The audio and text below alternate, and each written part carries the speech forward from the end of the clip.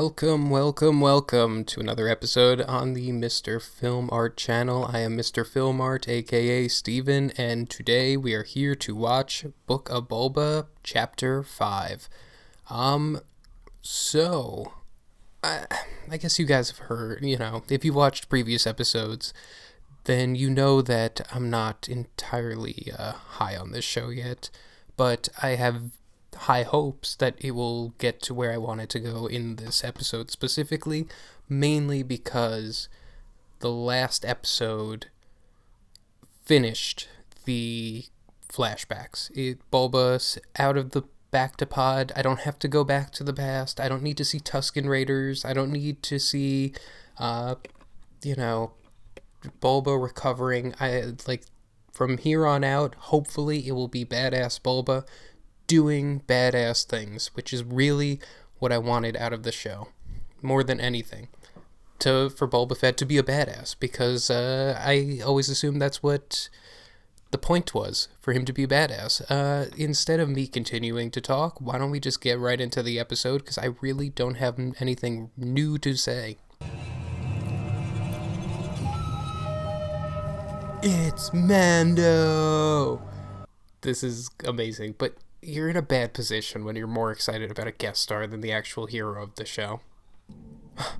I guess he's back to just bounty hunting. I see him right now.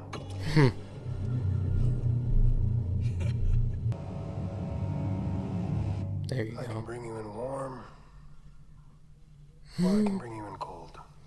It's crazy that he, went back. Oh my god, the Darksaber! Nice.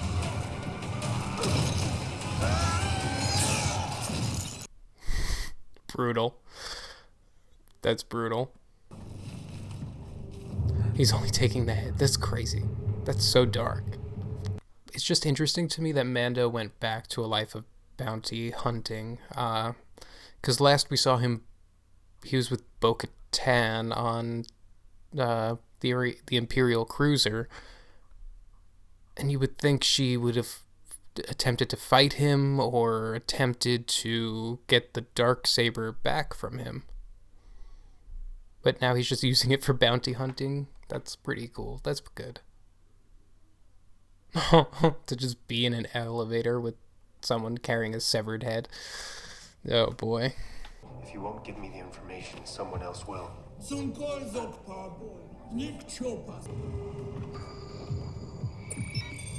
Oh. No way. She just chills like that in her home, just hammer and sickle here. That's hilarious. What weapon caused such a wound? The Darksaber. This. What do you know of this blade? I know that it's important. I am told it is the Darksaber. Whoever wields it can lead all of Mandalore. If it is won by Creed in battle, then you have completed your quest. Yup. I have. Do you want to melt it? Then forge it into armor. That's such a fuck you to Ahsoka. Here's this beautiful gift you gave me. Nope. I'm just gonna use it for scraps. Please. Oh boy. Bo-Katan is a cautionary tale. Huh. She once laid claim to rule Mandalore based purely on blood and the sword you now possess. But it was gifted to her and not won by Creed. Yeah. Great Purge. Huh. Okay. Those born of Mandalore strayed away from the path. Eventually, the Imperial interlopers destroyed Jesus. all that we knew and loved in the Night of 1,000 Tears. Whoa. This is a dark episode. But I'm happy they're explaining the Great Purge, because there was still ambiguity about it. What shall I forge for the foundling Grogu? Whatevs. Okay, so Grogu will be back. He has to give him a gift. This is wild. This is not a Boba Fett episode. This is like Mandalorian season 2.5 here. Pure. You are fighting against the blade. It gets heavier with each move. I want to try again.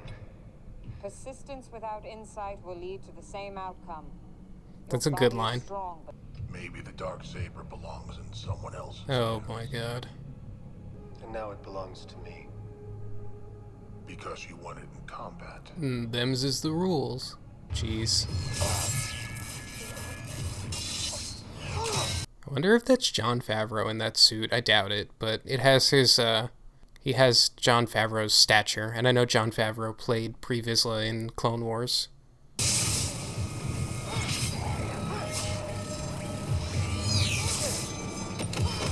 it is done. Din Djarin, have you ever removed your helmet? Have you ever removed your helmet? Yes. Yes, he has. I have. According to Creed, one may only be redeemed in the living waters beneath the mines of Mandalore. But the mines have all been destroyed. This is the way. This is the way. That was shortly lived. Those fanatics are a little crazy. Can't ever remove your helmet. That's wild. I guess Fennec is about to find. Like, at what point does this tie into Book of Boba? Because I think we're like more than halfway done with the episode, and we have not mentioned Boba once. Not once. Excuse me, son. You're going to have to remove your weapons.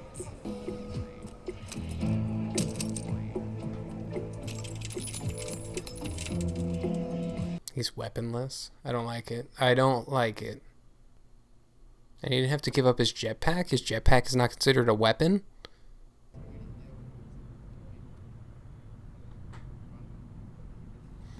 Being reminded of Grogu through another child here. What is it? Oh, it's in the shape of Grogu. That's so clever. That's clever. He's going to Tatooine. Oh. That's the droid from Fallen Order. Oh. Jesus Christ. Droids are stupid. I got your message. Message? What message? You said you found me a replacement for the Razor Crest. Yeah, that's right. That's what I said. That's what I do. I've been working my butt off. Yeah, just bring the cat. Yeah. Right here. I never said I had a Razor Crest. I said I had a replacement for a Razor Crest. You know what this That's is? from This Naboo. is an N1 starfighter, handmade for the Royal Guard and commissioned personally by the Queen of Naboo. Naboo. This It's better than flying commercial. You know how hard it is to find all original parts from way back in the Galactic Republic? I mean, these are all handmade. No droids. At least let me put her together before you decide. You give me that? It's really a tiny ship, though. There's no place to keep your bounty, number one. Number two, there's no bathroom. How do you go to the bathroom when you're on, like, a week-long trip in this ship? the Jawas had a Turbonic Venturi assimilator from a Galactic Republic era starfighter. Yes. Well, they didn't have it. They got it. And they find them for you. I don't ask, they don't tell. They get me what I Don't ask ask, for. don't In tell. exchange, I let them pick through my dumpster. It's the Clinton era on on Tatooine. In Mos Eisley, Mos Espa, wherever he is. Dated a jowl for a while. Ew. They're quite furry. Think she's ready? Ready as she'll ever be. Whoa. Lift off here. Oh, no way. That's from Phantom Menace. Some Top Gun shots here. Was I doing something wrong, officer? You're not allowed to fly that fast next to a commercial ship. Yeah. Your voice is mighty familiar. Did you used to fly a Razor Crest?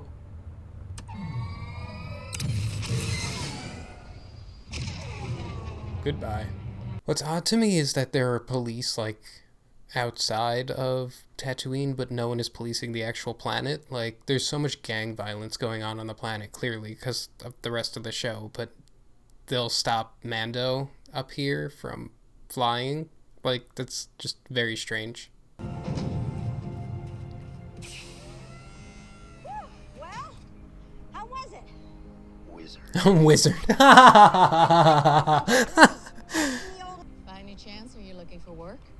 tonight could Always. He is good. be Boba Fett. He sure would appreciate it. You son of a bitch. I'm in. Tell him it's on the house. But first, I gotta pay a visit to a little friend.